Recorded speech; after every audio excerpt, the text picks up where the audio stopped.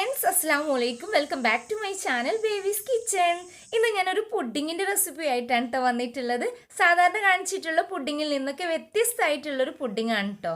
അതുപോലെ തന്നെ ടേസ്റ്റും അടിപൊളി തന്നെയാണ്. ഈ ഒരു പുഡിങ്ങിൻ്റെ പ്രത്യേകത എന്താണെന്ന് വെച്ചാൽ പാൽ വറ്റിച്ചെടുത്തിട്ടുള്ള വളരെ എളുപ്പത്തിൽ തയ്യാറാക്കാൻ പറ്റുന്ന സിമ്പിളായിട്ടുള്ളൊരു പുഡിങ്ങാണ് കേട്ടോ. പാൽ മാത്രമാണെന്ന് വിചാരിച്ചിട്ട് ആരും ഉണ്ടാക്കാതിരിക്കരുത്, എല്ലാവരും ഒന്ന് ട്രൈ ചെയ്ത് നോക്കണേ. അത്രക്കും ടേസ്റ്റ് ആട്ടോ ഈ ഒരു പാൽ പുഡിങ്. അപ്പോൾ ഈ ഒരു സിമ്പിൾ പാൽ പുഡിങ് ഉണ്ടാക്കുന്നത് എങ്ങനെയെന്ന് നോക്കാം. ഈ ഒരു വീഡിയോ നിങ്ങൾക്ക് ഇഷ്ടമാവുകയാണെങ്കിൽ ലൈക്ക് ചെയ്യാനും മറ്റുള്ളവർക്കൊക്കെ ഉപകാരപ്പെടണമെന്ന് തോന്നുന്നുണ്ടെങ്കിൽ ഫാമിലിയിലൊക്കെ വീഡിയോ ഷെയർ ചെയ്യാനും മറക്കരുത്. അപ്പോൾ നമുക്ക് വീഡിയോയിലേക്ക് പോകാം.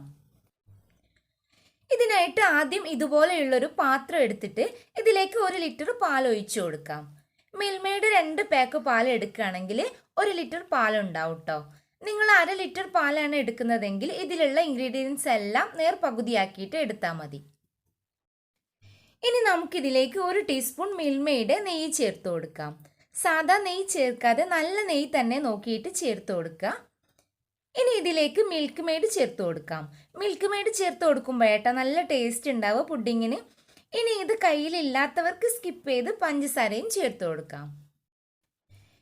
ഇനി ഇതിലേക്ക് 1/4 ടീസ്പൂൺ വാനില എസൻസ് ചേർത്ത് കൊടുക്കാം. വാനില എസൻസ് കയ്യിലില്ലാത്തവർക്ക് അതിന് പകരം 2-3 ഏലക്കായ നന്നായിട്ട് പൊടിച്ചിട്ട് ചേർത്ത് കൊടുക്കാം കേട്ടോ. ഇനി ഇതെല്ലാം നന്നായിട്ട് മിക്സ് ചെയ്തിട്ട് നമുക്ക് ഗ്യാസിലേക്ക് വെച്ച് ലോ ഫ്ലെയിമിൽ തിളപ്പിച്ചെടുക്കാം. ഇതിൻ്റെ മുകളിൽ പൊങ്ങി നിൽക്കുന്ന നെയ്യൊക്കെ പാലൊക്കെ ഇങ്ങനെ ചൂടാകുന്ന സമയത്ത് ഉരുകിപ്പോകും കേട്ടോ. ഇനി ഇത് തിളക്കുന്ന സമയം കൊണ്ട് അടുത്ത പരിപാടി എന്താണെന്ന് നോക്കാം. ഇനി വേണ്ടത് ചൈന ഗ്രാസ് ആണ്. ഈ 2 പാക്കും കൂടെ 20 ഗ്രാം ഉണ്ട്. ഞാൻ ഇതിൽ നിന്ന് 15 ഗ്രാമാണ് ഇപ്പോൾ 1 ലിറ്റർ പാലിലേക്ക് എടുക്കുന്നത്. ഇപ്പോൾ നമ്മുടെ പാൽ ഇവിടെ ചൂടായിട്ട് നെയ്യൊക്കെ ഉരുകിയിട്ടുണ്ട്. തിളക്കുന്നവരെ അതവിടെ തന്നെ നിൽക്കട്ടെ. ഇനി ഈ ചൈന ഗ്രാസ് ഒന്ന് നമുക്ക് 1.5 കപ്പ് വെള്ളത്തിൽ കുതിർത്തിയെടുക്കാം ഒരു 10 മിനിറ്റ് നേരം. ശരിക്കും 1 ലിറ്റർ പാലിലേക്ക് 20 ഗ്രാം ചൈന ഗ്രാസ് ആണ് കേട്ടോ വേണ്ടത്. പക്ഷെ അത്രയും ചൈന ഗ്രാസ് എടുത്തു കഴിഞ്ഞാൽ പുഡിങ് നന്നായിട്ട് സെറ്റായിട്ട് കട്ടയായിട്ടായിരിക്കും കേട്ടോ ഇരിക്കുക. കാണാൻ അതായിരിക്കും ലുക്ക് ഉണ്ടാവുക, പക്ഷെ കഴിക്കാൻ അത്രയ്ക്ക് ടേസ്റ്റ് ഉണ്ടാവില്ല. പുഡിങ് എപ്പോഴും അത്രയ്ക്ക് തിക്കാവാതെ കുറച്ചൊന്ന് ലൂസായിട്ടിരിക്കുന്നതായിരിക്കും കേട്ടോ കഴിക്കാൻ ടേസ്റ്റ് ഉണ്ടാവുക. അതുകൊണ്ടാണ് ഞാൻ 15 ഗ്രാം ആക്കിയിട്ട് കുറച്ച് എടുത്തിട്ടുള്ളത്. ഇപ്പോൾ നമ്മുടെ പാൽ ഇവിടെ തിളച്ചിട്ടുണ്ട്. ഇനി നമുക്കിതിലേക്ക് 2 ടേബിൾ സ്പൂൺ പാൽപ്പൊടി ചേർത്ത് കൊടുക്കാം. എന്നിട്ട് നന്നായിട്ട് മിക്സ് ചെയ്ത് കൊടുക്കാം. എന്നിട്ട് ലോ ഫ്ലെയിമിൽ തന്നെ കുറച്ച് നേരം കൂടെ പാൽ കുറുക്കിയെടുക്കാം.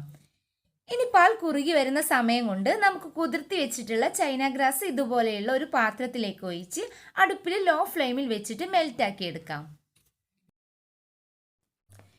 ഇതേ ടൈമിൽ തന്നെ മറ്റേ അടുപ്പിൽ ലോ ഫ്ലെയിമിൽ പാലും തിളക്കുന്നുണ്ട് കേട്ടോ.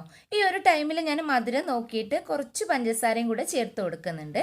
ഇപ്പോൾ ചൈന ഗ്രാസ് മെൽറ്റ് ആവാൻ തുടങ്ങിയിട്ടുണ്ട്. ഇനി ഇത് കൈയെടുക്കാതെ തന്നെ ഇളക്കി കൊടുത്തുകൊണ്ടേ ഇരിക്കുക. അങ്ങനെ മുഴുവനായിട്ട് മെൽറ്റ് ആയിട്ടുണ്ട്. ഇനി നമുക്കിത് തിളച്ചുകൊണ്ടിരിക്കുന്ന പാലിലേക്ക് ഈ ചൈന ഗ്രാസ് ഒഴിച്ചു കൊടുക്കാം. എന്നിട്ട് നന്നായിട്ട് മിക്സ് ചെയ്ത് കൊടുക്കുക. എന്നിട്ട് നമുക്ക് ഫ്ലെയിം ഓഫ് ചെയ്തിട്ട് ഈ പാൽ ഇറക്കി വെക്കാം. ഇനി ഈ ഒരു മിക്സ് ചൂടാറുന്നതിന് മുന്നേ തന്നെ ഞാൻ ഇതുപോലൊരു ഗ്ലാസ് ട്രേയിലേക്ക് അരിച്ചിട്ടാണ് ഒഴിച്ചു കൊടുത്തിട്ടുള്ളത്. ഗ്ലാസ് ട്രേ തന്നെ വേണമെന്നൊന്നുമില്ല, ഏതൊരു പുഡിങ്ങിൻ്റെ ട്രേ ആയാലും മതി. ഇനി ഇതൊന്ന് പുറത്ത് വെച്ചിട്ട് അല്ലെങ്കിൽ ഫാനിൻ്റെ ചുവട്ടിൽ എവിടെയെങ്കിലും വെച്ചിട്ട് ഒന്ന് നന്നായിട്ടൊന്ന് തണുപ്പിച്ചെടുക്കാം. ഏകദേശം മുകൾ ഭാഗം ഒന്ന് സെറ്റായി വരുമ്പം നമുക്കിതിൻ്റെ മുകളിൽ ഒന്ന് ഡെക്കറേറ്റ് ചെയ്തെടുക്കാം. ഡെക്കറേറ്റ് ചെയ്യുന്നതൊക്കെ നിങ്ങളുടെ കയ്യിലുള്ള സാധനങ്ങൾ വെച്ചിട്ട് ചെയ്തെടുത്തോളൂ കേട്ടോ. ഞാനിപ്പം കുറച്ച് ചെറീസാണ് ഇവിടെ ചെറുതാക്കി അരിഞ്ഞെടുത്തിട്ടുള്ളത്. അതുപോലെ കുറച്ച് പിസ്തയും ചെറുതാക്കി അരിഞ്ഞെടുത്തിട്ടുണ്ട്. എന്നിട്ട് ഇതിൻ്റെ മുകളിൽ ഇങ്ങനെ ഇട്ട് കൊടുക്കുകയാണ്. അപ്പോൾ ഏകദേശം എല്ലതും ഇട്ട് കൊടുത്തിട്ടുണ്ട്. ഇനി ഇതൊന്ന് ഫ്രിഡ്ജിൽ വെച്ച് 2-3 മണിക്കൂർ തണുപ്പിച്ചിട്ട് നമുക്ക് കഴിക്കാം കേട്ടോ. ഫ്രിഡ്ജിൽ വെക്കുന്നത് സെറ്റ് ആവാനല്ല, ചെറിയൊരു തണുപ്പോട് കൂടിയിട്ട് കഴിക്കുമ്പോഴേട്ടോ പുഡിങ്ങിൻ്റെ ടേസ്റ്റ് ശരിക്കും കിട്ടുക. അതിന് വേണ്ടിയിട്ടാണ് ഫ്രിഡ്ജിൽ വെക്കുന്നത്. അപ്പോൾ നമ്മുടെ പുഡിങ് ഫ്രിഡ്ജിൽ നിന്ന് എടുത്തിട്ടുണ്ട്. ഇനി നമുക്കിതൊന്ന് കട്ട് ചെയ്ത് നോക്കാം. ഇതേ കണ്ടില്ലേ, നല്ല വൃത്തിക്ക് തന്നെ കട്ട് ചെയ്തെടുക്കാൻ പറ്റുന്നുണ്ട്. ഉണ്ടാക്കിയിട്ട് എനിക്ക് തന്നെ പ്രതീക്ഷിക്കാൻ പറ്റാത്ത അത്രയ്ക്കും ടേസ്റ്റ് ആയിരുന്നു കേട്ടോ ഈ ഒരു പാൽ പുഡിങ്. അതുപോലെ തന്നെ വളരെ സിമ്പിളായിട്ടും വളരെ ചുരുങ്ങിയ സമയം കൊണ്ട് തയ്യാറാക്കി എടുക്കാൻ പറ്റുന്ന ഒരു പുഡിംഗ് കൂടെയാട്ടോ ഈ ഒരു പാൽ പുഡിംഗ്. ഇതുവരെ നിങ്ങൾ ഇങ്ങനെ ഒരു പുഡിംഗ് ട്രൈ ചെയ്തിട്ടില്ലെങ്കിൽ എന്തായാലും ഒന്ന് ട്രൈ ചെയ്ത് നോക്കണേ. വീഡിയോ ഇഷ്ടപ്പെട്ടിട്ടുണ്ടെങ്കിൽ ഇതുപോലുള്ള അടിപൊളി വീഡിയോസിന് വേണ്ടി ബേബീസ് കിച്ചൻ സബ്സ്ക്രൈബ് ചെയ്യാനും ഷെയർ ചെയ്യാനും ലൈക്ക് ചെയ്യാനും മറക്കരുത്. വീണ്ടും പുതിയൊരു വീഡിയോയുമായി വരുന്നത് വരെ ബൈ ഫ്രണ്ട്സ്.